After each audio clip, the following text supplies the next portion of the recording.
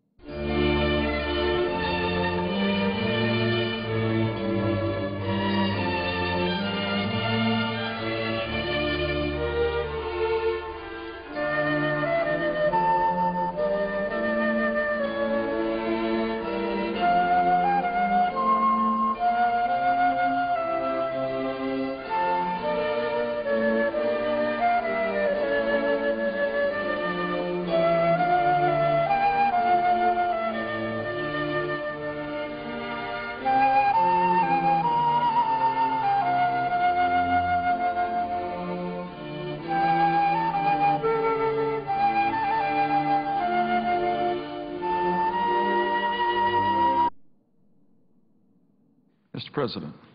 The Senator from Connecticut. I thank the Chair. Mr. President, I ask unanimous consent that further proceedings under the quorum call be dispensed with. Without objection. I thank the Chair. Mr. President, I have a motion to make, but I just wanted to, for the information of our colleagues, say that productive work is going on to try to reach a final list of amendments to the Stock Act and to have an agreement as to which will come up for a vote, and to have that obviously be a bipartisan agreement. So we're making progress, and I hope we can continue to do that. At this time, I would ask unanimous consent that the Senate recess from 4 to 5 p.m. so that all senators can attend a classified briefing. Without objection. I thank the Chair, and I would suggest the absence of a quorum. Clerk will call the roll. Mr. Acosta.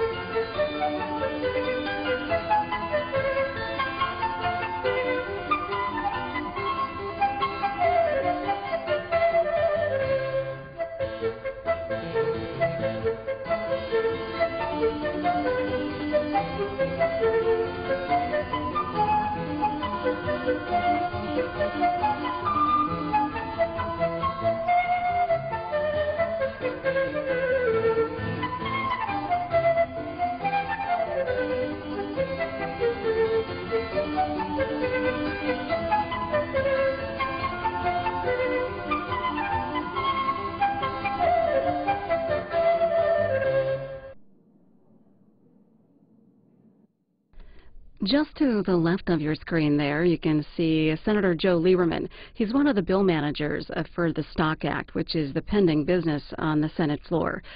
By the way, the Stock Act stands for the Stop Trading on Congressional Knowledge Act. The Senate expected to recess in about 10 minutes from now for a cybersecurity briefing and be back later for more debate on amendments. There's a story in Roll Call. Senator Jim DeMint said today that Republican presidential candidate Mitt Romney needs to backtrack and reframe comments in which the former Massachusetts governor said that he was worried about the middle class and not concerned about the very poor. Senator DeMint defended Mr. Romney against any suggestion that he doesn't care about the poor and lauded the former governor's focus on the middle class. But the senator indicated that Romney's comments, made during a CNN interview this morning, were problematic because Democrats might easily use them against him. Mr. Romney, in explaining his position, said the poor have access to government safety net programs that are not available to the middle class. That in Roll Call. Mitt Romney won the Florida presidential primary last night, and our Road to the White House coverage continues this Saturday with the caucuses in Nevada and the week-long caucuses in Maine. Mr. President. The senator from Wyoming. Thank you, Mr. President. I ask that the quorum call be vitiated. Without objection. I ask unanimous consent to be able to speak as if in morning business. Without objection. Thank you, Mr. President. Mr. President, I come to the floor as I do week after week as a physician who's practiced medicine in Wyoming for about a quarter of a century to give a doctor's second opinion about the health care law. And I was thinking last week as sitting in the House chamber when the President was giving his State of the Union, about something he said. He said, quote, "We will not go back to an economy," he said, "weakened by outsourcing, by bad debt," and he said, "by phony financial profits." Let me repeat. He promised not to go back to an economy weakened by phony financial profits. And that's why, Mr. President, today, in the next hour or so, the House of Representatives will answer the President's call, and they will agree. They will vote to repeal the Class Act, a program that is the perfect example of phony financial profits. Let me explain further. President Obama's health care law established the Class Act, a brand-new federal long-term entitlement program. Class pays a stipend to individuals enrolled when they are unable to perform daily living activities. And the issue is that to qualify for the benefits, an individual would have to pay a monthly premium for 5 years before the federal government starts to pay out any benefits. Well, sounds great, but not so fast. It turns out that the math for the program doesn't add up, and it will not work. The worst part about it is that the administration has known from the very beginning that this program and the President's entire health care law was built on phony financial profits. Specifically, the Obama administration hid behind a Congressional Budget Office estimate showing that this program would reduce the deficit by $70 billion over a 10-year period. These savings were entirely mythical, and they came from premiums collected over the first 5 years. And during that time, the program isn't required or even allowed to pay out individual benefits. Over its first 10 years, this program, the Congressional Budget Office estimated, would have collected $83 billion in premiums and pay out only $13 billion in benefits. But then instead of holding on to those $70 billion in excess premiums collected to pay for future expenses, no, the Washington Democrats used it as an accounting gimmick, a budgetary trick to pay for the President's health care law. Adding insult to injury, Washington Democrats then tried to claim the same $70 billion could also be used to pay down the deficit. Talk about phony financial profits. This is the very practice used by the President that the President now objects to. Good news is that the administration finally admitted late last year that the Class Act was a complete failure and they couldn't make it work. The bad news is that the phony financial profits continue. Just because the program won't go forward doesn't mean that the costs of the President's health care law don't go forward, because they do. Now the American people are stuck. They are stuck with the bill, and it is a much more expensive bill than the one that they had been promised and the one that they expected. In fact, just yesterday, the nonpartisan Congressional Budget Office reported that the health care law is now likely to cost $54 billion more than expected between 2012 and 2021. As Politico says, the newspaper Politico says, quote, "The big change that makes the law more expensive is the Obama administration's decision not to implement the Class Act, which means that the government will not collect the $76 billion in premiums over the next 10 years. Well, I applaud the House for taking the lead on this and voting to repeal the Class Act. And I call on President Obama and my colleagues in the Senate to do exactly the same thing. Senate Majority Leader Reid should bring H.R. 1173, the Fiscal Responsibility and Retirement Security Act, to the Senate floor for a vote. This bill will repeal the Class Act so that the American people have a clear understanding of the costs of the President's health care law. It is time to end the phony financial profits in the President's health care law, these phony financial profits that continue to burden our economy and our nation. And it's time to finally find out if the President truly does believe in fairness. Because if he does, he will repeal the Class Act and make it clear that he has the same accounting standards for Washington that he has for the private sector. Washington should not be able to cook the books. And to make the President's health care law look more financially sound than it really is. The American people are sick of phony financial profits, and they are demanding fairness in the public sector as well as the private sector. And that is why I will continue to come to the floor and continue to fight each and every day to repeal and replace the President's broken health care law. Replace it with a patient-centered plan, a plan that allows Americans to get the care they need from a doctor that they want at a price they can afford. Thank you, Mr. President. I yield the floor and suggest the absence of a quorum. The clerk will call the roll. Mr. Akaka.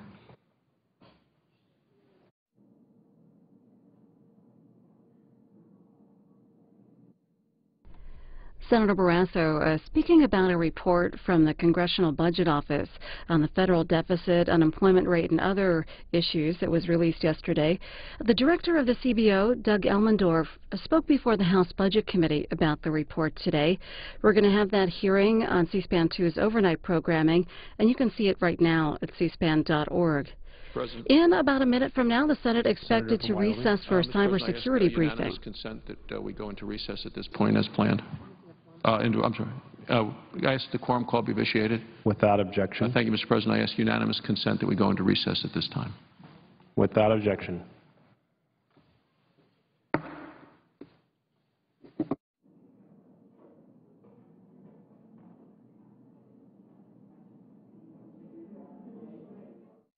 With talk of possible legislation to improve the nation's cyber defenses, former CIA Director John McLaughlin discusses dealing with national awareness of cyber threats.